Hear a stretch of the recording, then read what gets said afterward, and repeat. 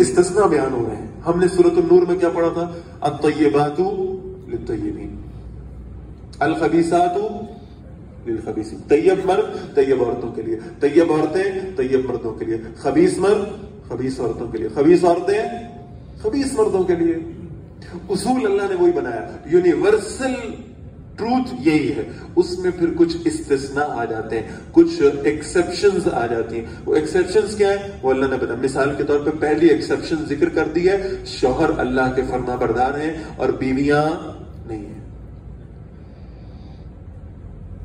ایک ایکسیپشن تھی. اب دوسری ایکسیپشن کا ذکر آ رہا ہے، وَضَرَبَ اللَّهُ مَثَلًا لِلَّذِينَ آمَنُوا امْرَأَتَ فِرْعَوْنَ. اور اللہ ایمان والوں کے لیے فرعون کی بیوی کی مثال بیان کرتے ہیں.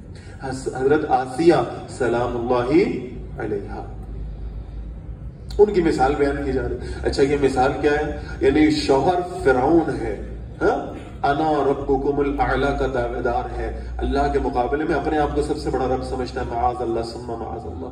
اور بیوی وہ اللہ کی نیک بندی ہے. مس میچ ہو گیا نا، ایکسیپشن ہے، استثناء ہے. تو ایسی صورت میں عورت کو کیا کرنا ہے؟ حضرت آسیہ کا طرز عمل، اذ قالت رب ابن لی عندک بیتا فی الجنہ.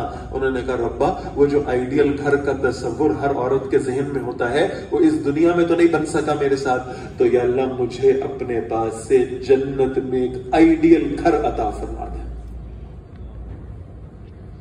اور جنت میں پھر اللہ نے ان کی دعا کیسے قبول کی کہ جنت میں وہ آئیڈیل گھر یوں بنے گا کہ اللہ تعالیٰ حضرت آسیہ سلام اللہ علیہا کو جنت میں رسول اللہ صلی اللہ علیہ وسلم کی زوجیت کا شرف عطا فرما دے.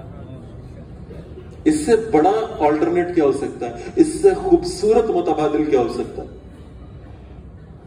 فرمایا وَنَجِّنِي مِن فِرْعَوْنَ وَعَمَلِهِ، یا اللہ مجھے فرعون اور اس کے عمل سے نجات دے دیں. وَنَجِّنِي مِنَ الْقَوْمِ الظَّالِمِينَ، اور مجھے ظالم لوگوں سے بچا لیجئے.